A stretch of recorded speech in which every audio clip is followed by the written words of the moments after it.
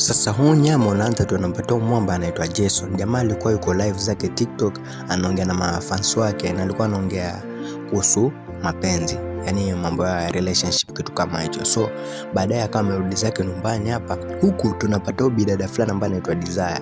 Alikuwa anatoka zake kwenye mihangaiko yake. So after amfika hapa akawa mpata na best yake hapa. Wakawa wamechat hapa, wana furaha, ni mabest. So unaelewa tena wanawake. Sasa tunapokuwa siku iliyofuata hapa tunapata bidada fulani ambaye alikuwa anakuja kwenye ili duka ambalo bidada ambaye anafanya kazi Desire. So alikuwa anakuja nunua zawadi ambayo atampelekea mpenzi wake. Sasa ndo huyu bidada kama amemuuliza Desire kama anaweza kumsaidia.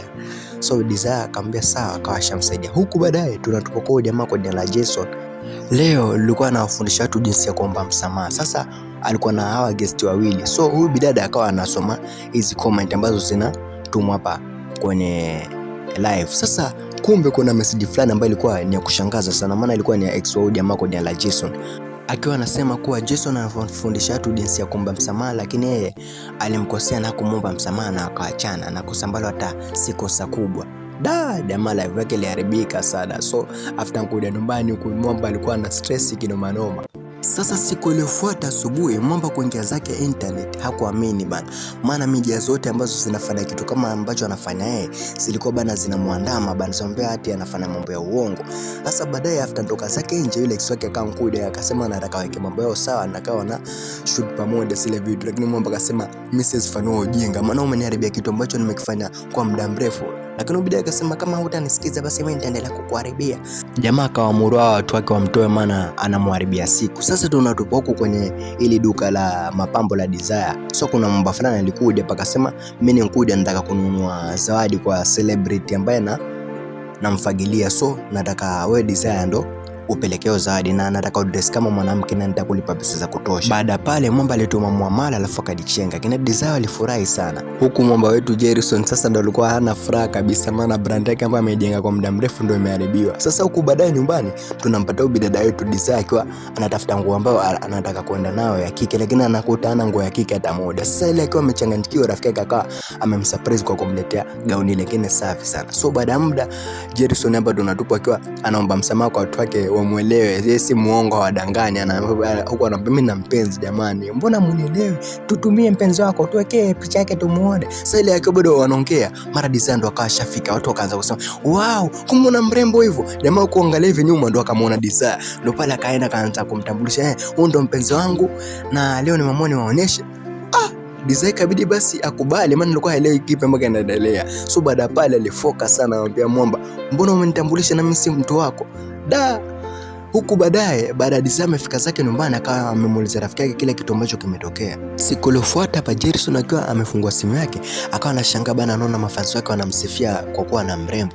Lile tukio lilimfurahisha sana, so akawa amejichenga paka kwenye ili duka lao bidada yetu akawa amekuja kumuomba msamaha, akawa amemwambia basi anataka wafanye contract act kama mpenzi wake alafu atakuwa anamlipa pesa za maana. So ile bidada alikuwa hataki, lakini mwamba alimconvince paka ile bidada akamwambia mimi nitakufikiria. Peace Bushera, rich, chilled and naturally satisfying. Made from malted cereal goodness for that smooth premium taste. One sip refreshes the mood. Wholesale 9,000, retail 10,000. Order today on WhatsApp. Sasa bidada akiwa yuko zake nyumbani akawa anafikiria hajui atoe jibu gani, lakini akawa shafikiria jibu la kwenda kumpatia mwamba. So siku iliyofuata hapa bidada akaankuja kwa mwamba akawa amemwambia sasa mimi nimekubali.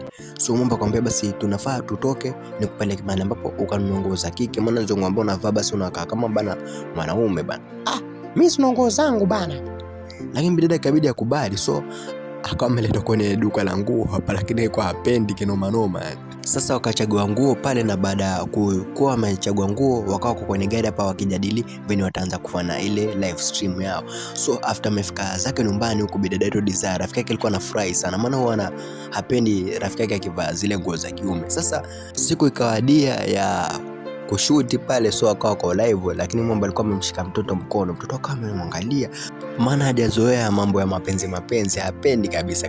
Sasa baada live imeisha, yule bidada akauliza mbona ulikuwa umenishika mkono? Mwamba akawa amemwomba msamaha, lakini bidada alikasirika kinoma bana. Huku kwa duka la Desire bana, duka lilikuwa ndo limeanza kutrend nalo, maana anafanya kazi na mtu ambaye bana ni influencer mkubwa sana. So after Ngudia, Mwamba alikuwa Ngudia ongea na huyo bidada ili wakashuti kitu chengine, lakini bidada alikuwa hapendi kabisa hivyo vitu. So siku iliyofuata tunapata Dizaki amefika kwa Mwamba akina amevaa zile nguo zake za kiume za kitomboy. Mwamba akamwambia, sasa umvaa nguo gani hizo jamani? Sisi tulielewana utakuwa unavaa nguo za kike. So akampewa nguo za kike hapa, lakini alikasirika, cheki vile amezichukua hizo nguo. Huyo akadichenga. Sasa ndo wakawa wameitwa hapa ili wapige picha, na walikuwa kwa shooting, lakini Dizzy alikuwa anafoka, mbona unanishika hivyo jamani, mimi mbona unanishika kama mpenzi wako kweli, si tuna shoot? Wale madirector wakawa wameongoza pale, jamani si muelewane. Akamshika tena, jamani unanishika sehemu gani sasa hizo? Bwana nakwambia pale lilikuwa balasi, si utoto bana. Lakini waliendelea paka mwisho wakawa wamepatia, lakini Dizzy akawa apende vile vitu kidogo. Sasa ukaribu wao umezidi kukua kutoka Madina na nini, yani ilikuwa ni mwendo tu wa kuenjoy. So Mwamba akiwa yuko zake nyumbani akawa ameona ile brand yake ambayo ilikuwa imevunjwa na ile ex wake imeanza kurudi yani. Sasa huku katika ile duka la bidada pale akawa na mbona rafiki yake, akia Mungu rafiki yangu sasa una trend. Lakini sasa Dizzy mambo ya kutrend, yeye usi mtu wa mitandao. Lakini mambo yalibadilika huku baadaye. Yani ilikuwa hakuna mwana ambaye anaweza kulala bila kumtafuta mwenzake. Yani paka mtafute, jamani umeshindaje? Mbona leo uko kimya? Vitu kama hivyo. Mimi niko poa.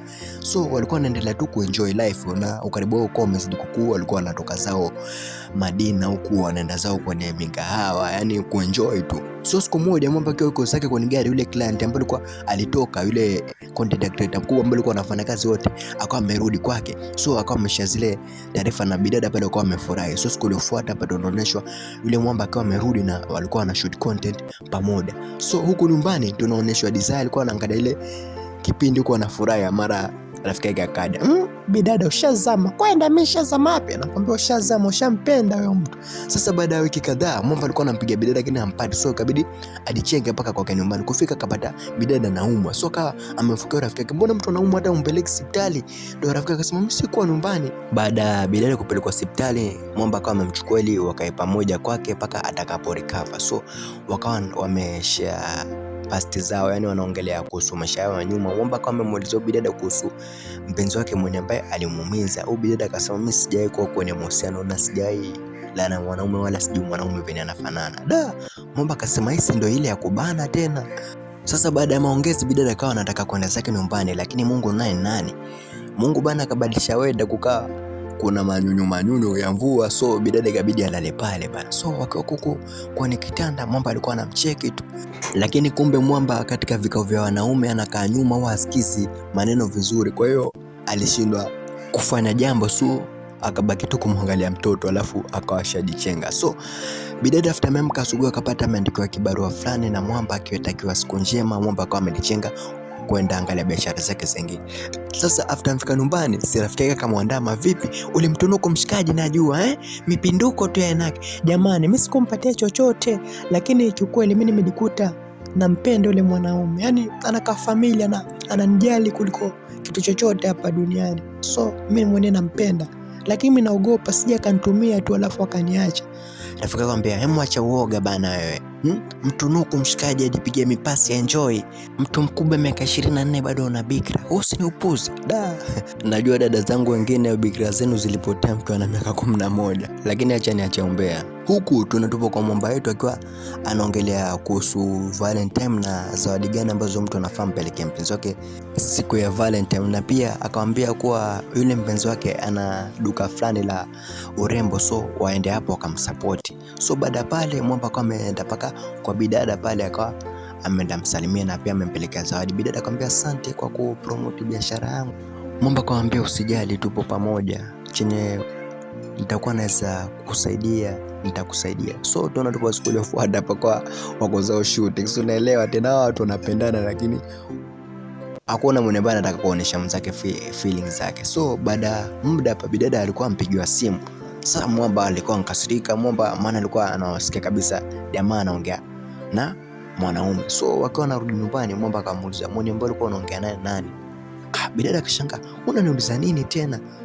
Nataka uniambie tu mwenye mbona ulikuwa unaongea naye nani?" Ndio bidada yetu akamwambia, "Mwenye mbona naongea naye ni mdogo wangu, yuko zake shule." So baadaye Mwamba aliingia zake live na akawa anaongea kuwa kuna mtu anampenda. Hakumtaja jina, lakini akasema anahitaji sana ni wawe katika mahusiano. Watu wakawa wanashangaa, wewe ulituambia una mpenzi? So baada pale ile message kwa amemtumia bidada wetu, lakini akaona isiwe kesi, akawa amemfuata bidada paka kwake na akawa ameenda confess kwa bidada kuwa anampenda. So bidada pia mwenyewe alikuwa anampenda, akawa shamkubali, na hapa ndo nakuwa mwishoni. Mimi unaambia hapo kwa comment umeonaje nyama. Alafu ningependa usiko subscribe, alafu usisahau kunwa Peace Bushera, ni kinywaji kingine kisafi na kina ladha fulani ya mvuto sana. Mimi ni Sinza Boy, paka muda mwingine, chao. Seba Max, hapa burudani halali, movies anaja simulizi kamili. Subscribe sasa usibaki mbali, home of enjoyment sehemu asili. Seba Max, hapa burudani halali, story kali tunazileta kwa wakati. Shekwa rafiki na ndugu wa karibu mali, home of enjoyment sehemu asili. Kama movie ni ndefu njo kwetu.